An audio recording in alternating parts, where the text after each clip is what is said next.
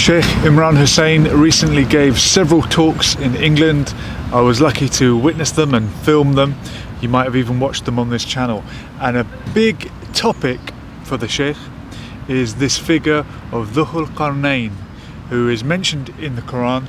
The Sheikh has a unique opinion, or he has his own perspective on who that refers to, and specifically the meaning of the word Qarnayn, two qarns.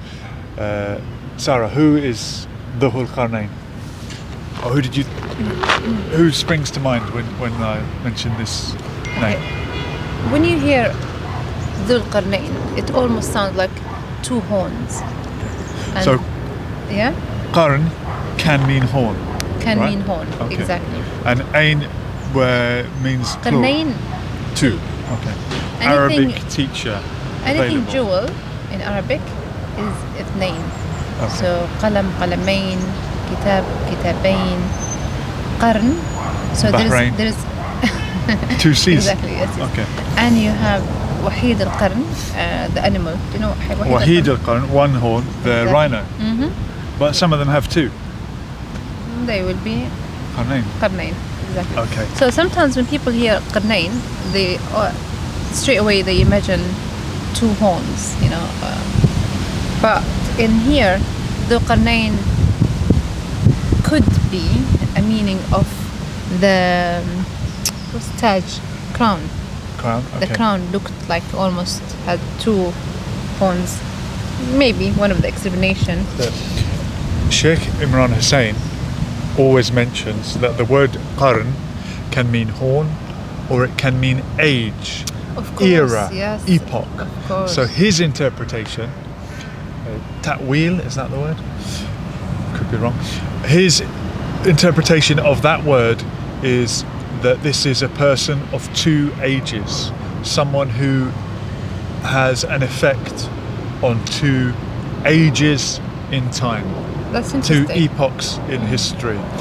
And often when the name Dhul-Qarnayn comes up, he seems to mention a certain political leader who is current at the moment. You can watch the videos to find out. And he's not specifically saying that is who Dhul-Qarnayn is, but he seems to mention a political figure at the time. I was recently contacted by an author, very kindly, who after watching the channel got in touch with him because he has written a book about the Dhul-Qarnayn. The author is Kasif Hanif. I will do another video where I'll go deep into his book and try and do a little bit of a review of it once I've read it, which he's kindly sent me. Who do you think he says the Dhul-Qarnayn is? Trump. All right, we're looking for a great leader. It's not a great leader. Okay. No, I'm joking. Look. Just because he has. I was just joking, obviously. That's right. Look, a lot of people say that Alexander the Great, Yes. Alexander the Macedonian, that he was this great leader, the Dhul-Qarnayn, and he was Greek or Macedonian, depending on how you want to look at it. He is this great leader. I believe the Arabic version is Sikandar. Sikandar is an Arabic name. Iskandar. Yes, Iskandar al-Maqdoni. There you go, Iskandar al-Maqdoni. People, the Macedonian, people equate him with With Dhul-Qarnayn. with the two. Yeah, and two some say he might be a king from Himyar. From where? Himyar. Where's Himyar? Himyar would go back to the old name of Yemen. Okay. Well, look, this author who kindly got in touch with me, he is saying that Cyrus the Great, Cyrus the Great is the Dhul-Qarnayn. He is a great leader from Persia. Okay. Earlier on, we were discussing the similarities between Greeks and Persians. Are they a similar culture? You do find pockets of them living together in certain immigrant communities. Mm-hmm. And 300 is the great story of when one defeated another. So is Dhul-Qarnayn a great Greek leader or a Macedonian leader? Is he the Cyrus the Persian? Do you know what Cyrus did? His significance in history? No. I believe so. Just having a look at the content: conquest of Babylon, Cyrus and Bani Israel. Cyrus, Oops. spilling my best coffee in. Oh dear me. In Your clothes are. Don't worry about it. So it'll be alright. Cyrus freed the Israelite people who were in Babylon, which became modern Iraq, and facilitated their return to the Holy Land. They were able to go back to Jerusalem for the first time. Go again. So King Cyrus, when the Israelite people were in Babylon, which became Iraq, this Persian conquered Jerusalem and allowed the Israelite people to return to Jerusalem and rebuild the temple, I think for the second time. That's why we've mentioned before this kind of messianic allegiance between some of the Iranian people and some of the Jewish people that believe our histories are intertwined, and the Persians will facilitate our return to the Holy Land. Okay. Okay. Makes sense? When Sheikh Imran Hosein discuss the two ages, Yeah. قرن وقرن آخر, what's the second one?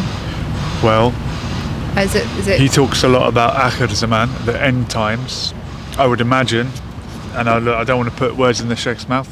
We'll get a chance to ask him, inshallah. But I think he means Dhul-Qarnayn will be influential in ancient history, for example, Babylon, and end times, which is, he thinks, we're on the cusp of right now, and God knows best.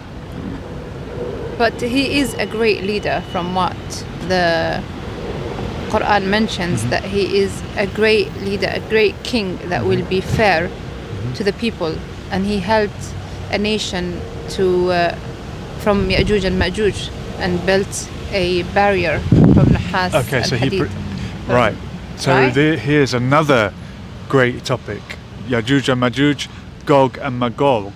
These tribes that will be mufsidin fil ard, spreading corruption in the land. They are a mischievous people.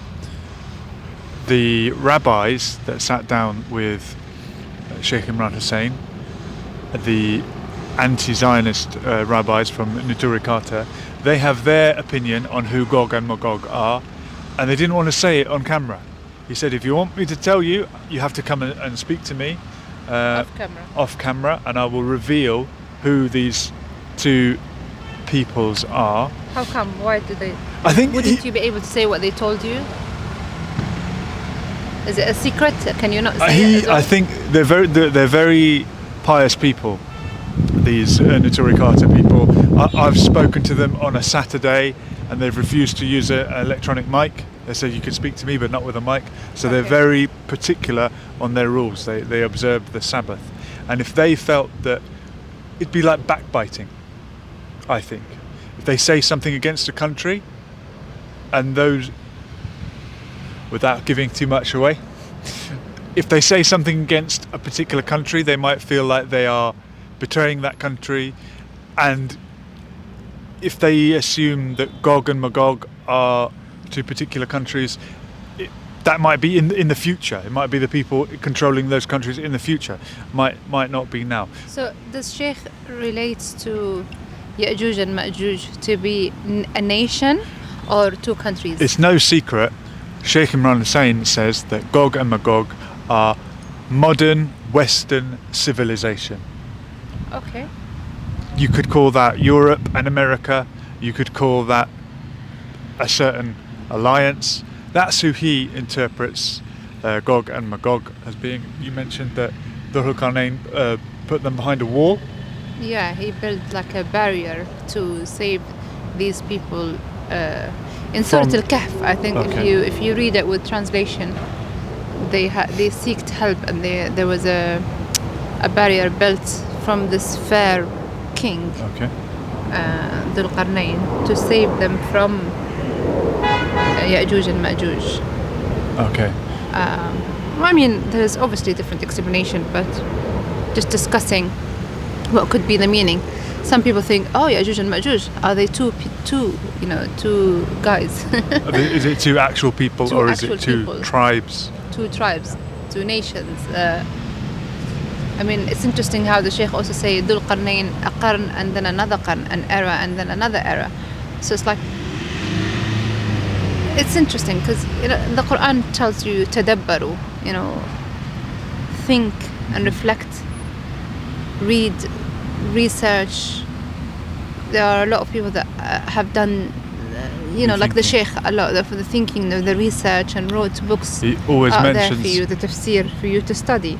He says he always mentions the Quran as being liqawmi yatafakkarun.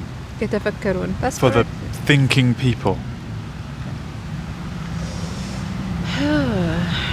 What's your personal thoughts on Ya'juj and Ma'juj? I lean more towards the idea of it being two groups of people. Not in the Bible, some people interpret it as being two giants, and the literalists out there would just say that's it. They're two giants. I think matters like this are more symbolic. You have to look deep to see the meaning. Like the Sheikh also mentions, Dajjal, the false Messiah, will arrive on a flying donkey, and some people think it's literally a flying donkey. The Sheikh has the understanding that, well, this is the aeroplane, and the way that people spoke back then, or a way to understand it, would be, well, the equivalent of a flying donkey. But if you're looking for a real flying donkey, there's an aeroplane right there. You're going to miss the point. So they said that it says here in some of the research, I don't know, it's between Armenia and Azerbaijan. Right. الشمال الغربي لصحراء. What is the wall? The wall, yeah. Some of the ulama, they say it might be between Armenia and Azerbaijan. So between Armenia and Azerbaijan is Nagorno-Karabakh, or Artsakh, this Armenian area that has recently been ethnically cleansed. There was an Armenian genocide, and recently Azerbaijan have, I would say, attempted to finish the job by ethnically cleansing and driving out all the Armenians from this region, and it happened in the last 18 months. And why is it not being highlighted? Why is it not being spoken about? Well, that's a good question. And I will go as well alongside with the Sudanese and the suffer they go through, and the starvation that's happening in Sudan. It's also not mentioned highly in the news, and some of the Sudanese activists have said because of our color, us being dark skinned are not important to many nations, sadly. It's really upsetting. I mean, obviously we are talking about Palestine and the genocide and the ethnic cleansing that is happening there, but even though nothing has been, no action has been taken to stop this from happening. So we could go all up and talk about in the news and highlight this and highlight that, but as a nation, do we have the strength to stop these genocides and starvations? Well, what do you think? The one that our country is funding and supporting, you can understand why springs to mind more. But absolutely, Africa is often forgotten. Atrocities unfold in Africa, and the world doesn't do enough. And in Armenia, and the situation in Armenia, Azerbaijan, backed by Turkey, and Turkey speaks a lot about being against what's happening in Palestine. Turkey sends a huge amount of the oil that comes from Azerbaijan into Israel. It goes through Turkey. Turkey could shut it off at the touch of a button if they wanted to. They refuse to. Safarini. Go ahead, Also from Ibn Kathir that يأجوج المأجوج طائفتان من الترك. So they are two nations from the Turk. So where's this come from? Ibn Kathir. Ibn Kathir, okay. Yeah, so they're saying they are ذرية Nuh. So they come from Nuh alayhi salam, and they could be Turks. So these are all some. But is that word Turk in the hadith, or that's interpretation later on? That's no. That's not from the hadith. I'm saying that's some of the thoughts who might be Ya'juj and Ma'juj. People go into great detail on Prophet Nuh alayhi salam and his descendants being the ancestor of different racial groups. Yeah. And if you're Semitic, you're from Shem. And if you're from Africa, you're from Ham. Even African languages are described as being Hamitic. You've got Semitic languages, Hebrew, Arabic, Aramaic, Maltese. Hamitic languages being the languages spoken in Africa. And this even became an issue in Rwanda. If you remember the Rwandan genocide, the Belgians that were ruling that part of Africa and teaching them the Catholic faith taught one of the tribes, there was the Hutus and the Tutsis in Rwanda, they taught one of them that you are descendant of Ham, you're descended from the Prophet Noah through his son Ham, therefore you're superior to these other Africans who are not descended from Ham, and drilled into them this idea of one group being better than another, when really they're all Africans. They've just been deceived, I would say. This is how you create hate. You start with one nation and then you tell them you are better than this nation. You are better. You, for example, as I say, the white man. You sit next to me here. Someone can look at you and say you're a white man. Okay. I mean, I don't know. How do you feel about people saying racist people, racist man, the white man, the white man, the white man has been. Say that to me. No. Or in general. Okay, like, in general. That, does that ever offend you and be like, but I am not racist? Why would they relate this to a skin tone? Why are we relating like a trouble happened somewhere? They'd be like, oh, it'd probably be this, Muslim guy, or this dark skin guy, or this Asian guy, or this, like, us labeling one another. The people that go on about white privilege, etc., and what annoys some white people about that is that they kind of say you're focusing on the wrong thing. Instead of saying I'm not racist, you should question, as a white person, how have I benefited from the system of white privilege? What advantages have I had by not being black, not being Asian, not being perceived as other? And if you live in a society where you are part of a majority group, that will have its advantages. There are advantages of being white in England, because England is a majority white country. That's just a fact. In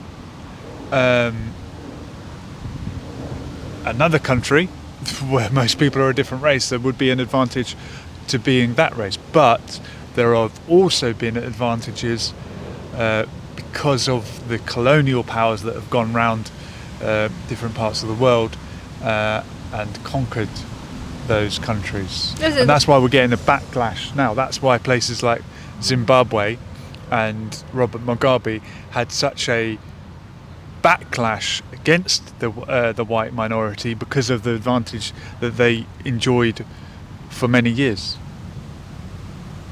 I get the point. You get it? White. You get it? White man. All right, let us know in the comments if you have white privilege and if you think Gog and Magog are white people.